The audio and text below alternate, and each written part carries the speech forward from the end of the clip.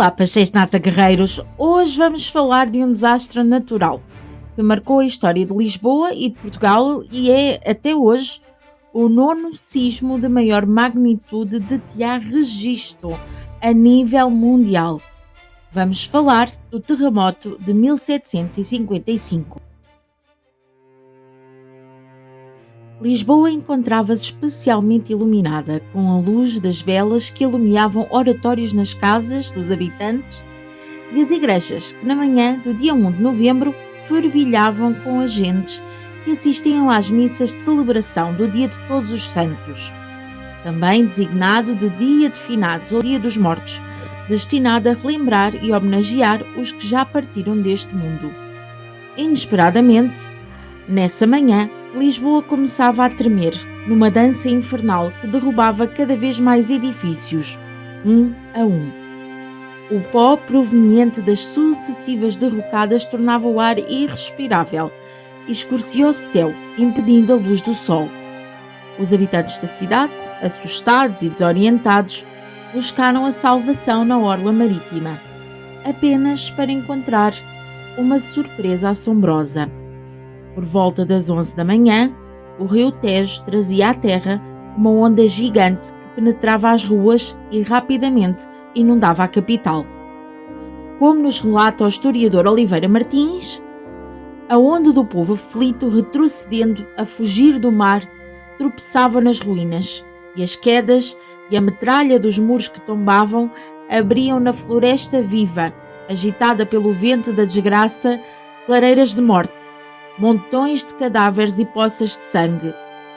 Dos membros decepados, com manchas brancas dos cérebros derramados contra as esquinas. E as casas erguiam-se com as paredes desabadas, os tetos abertos sobre o esqueleto dos tabiques, mostrando a nu todos os interiores funestos, neste dia em que, para muitos, Deus julgará e condenará Lisboa como outrora fizera a Sodoma.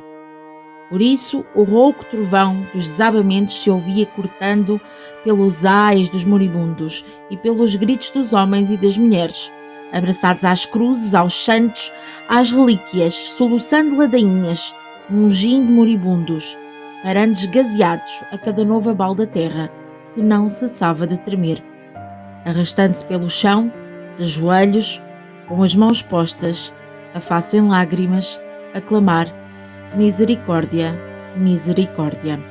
O terremoto de 1755 registrou mais que um abalo durante vários minutos, como nos relata o historiador Fortunato de Almeida.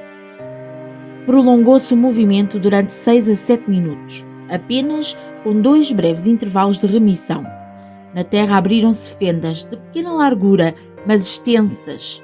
No ar perceberam várias pessoas exalações sulfúreas e, para completar aquele horrível e infernal cenário, com os vapores a saírem da terra e a poeira produzida pela ruína dos edifícios, formou-se uma cerração tão densa que, diz uma testemunha presencial, parecia querer sufocar todos os viventes.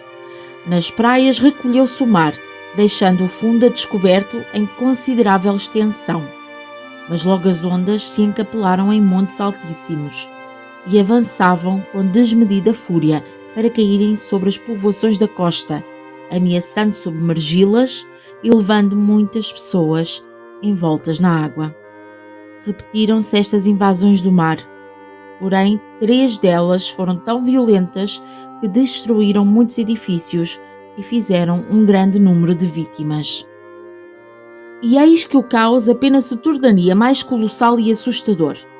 Às derrocadas e às águas juntavam-se agora as chamas dos novos fogos que deflagravam por toda Lisboa, provocados pelas velas que alumiavam oratórios e igrejas para celebrar as almas.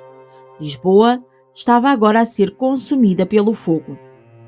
Logo depois dos 3 primeiros abalos, que foram os mais intensos e funestos, começou-se a ver arder o palácio do Marquês de Louriçal, a igreja de São Domingos, o recolhimento do castelo e muitos outros edifícios, em que havia luzes e fogões acesos que comunicaram o fogo aos madeiramentos caídos.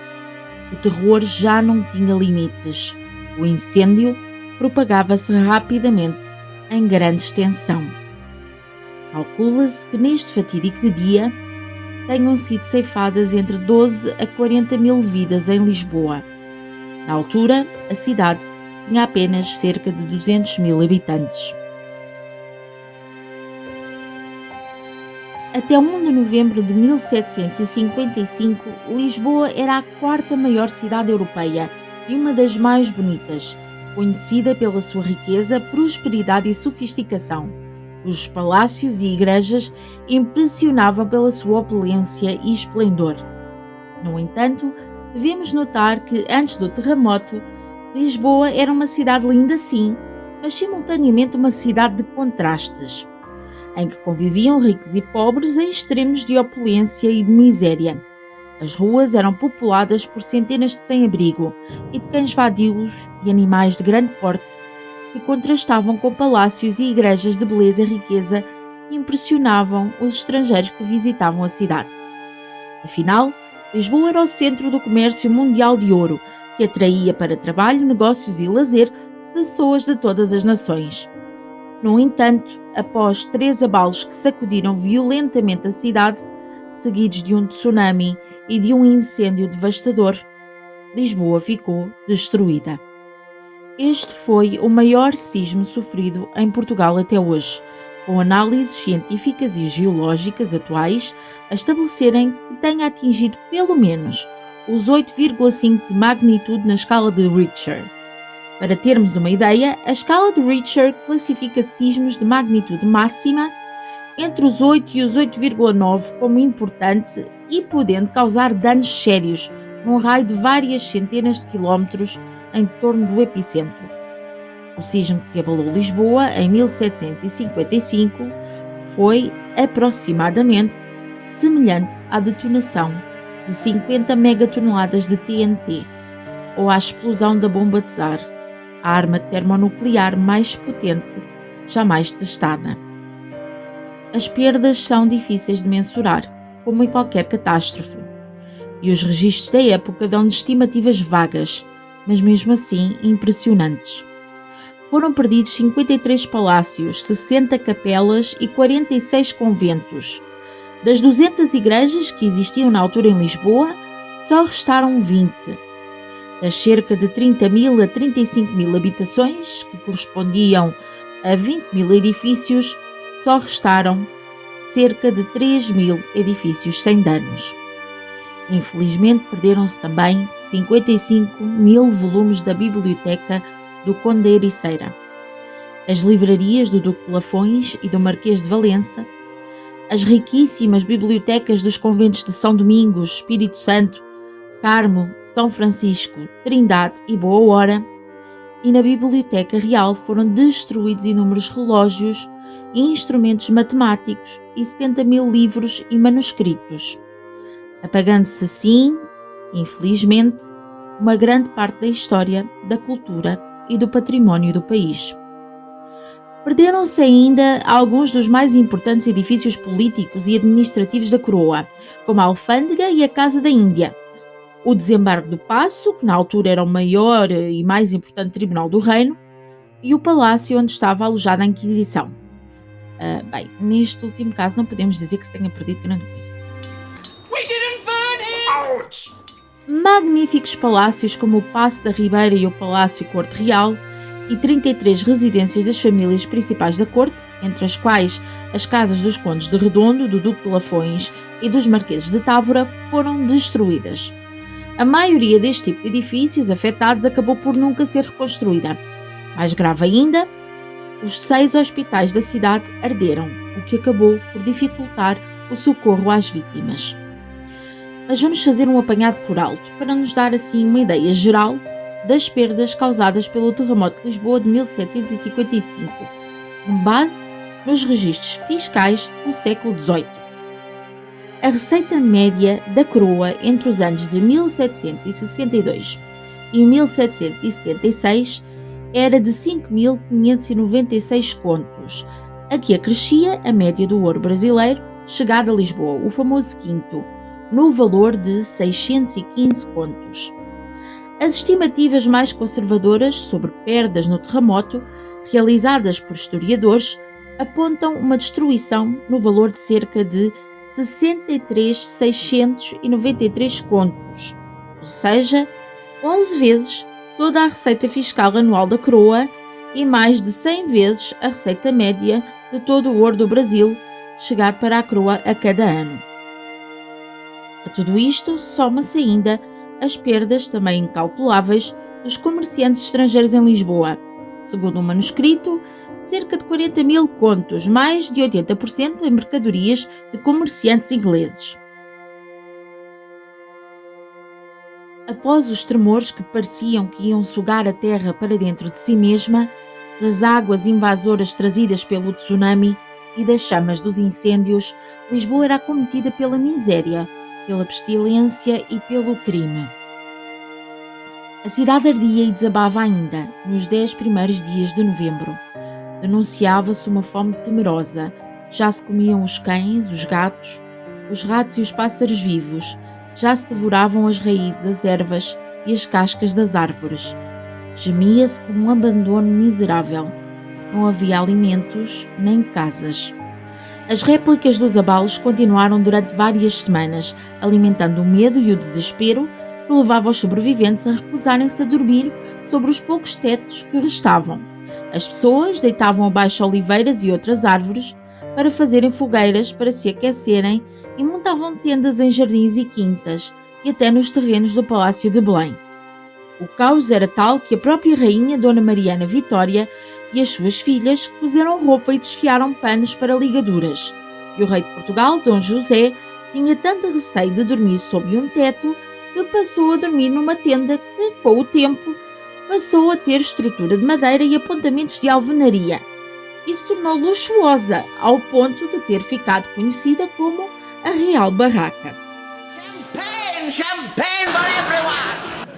Fora do conforto da Real Barraca, os feridos eram socorridos pelos cirurgiões disponíveis, mas também por barbeiros, monges e voluntários. Não havia mãos a medir. Muitos eram socorridos em hospitais improvisados, nos jardins das casas nobres ou nas cabanas do Rocio. Os cadáveres, em grande número, eram tapados com cal, breu e alcatrão, e era-lhes ateado fogo, fazendo grandes cremações a céu aberto, por receio de possíveis epidemias. Mas, como uma desgraça nunca vem só, no meio de tanta miséria e desespero, começou a proliferar o crime. Os ladrões tiravam partido da confusão, enfrentando as chamas e a morte para roubar.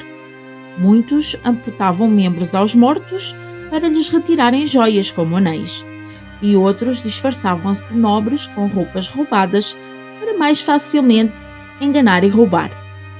Para estancar esta crescente onda de crime, as penas tornaram-se mais severas, com muitos criminosos a serem condenados a limpar entulho das ruas, e o rei chegou mesmo a ordenar 34 enforcamentos sumários nas primeiras semanas, que puniram 11 portugueses, 10 castelhanos, 5 irlandeses, 3 saboianos, um polaco, um flamengo e um mouro.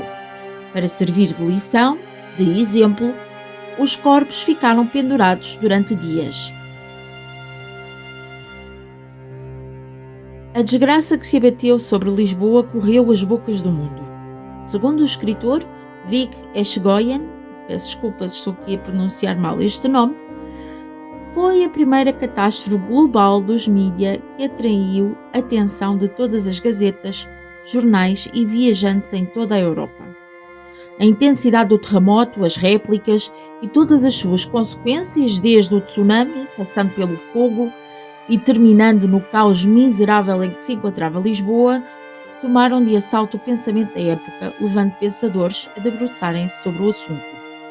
O célebre filósofo alemão Immanuel Kant, por exemplo, publicou vários ensaios sobre o desastre, tornando-se um dos primeiros pensadores a tentar explicar o terremoto por causas naturais e não sobrenaturais.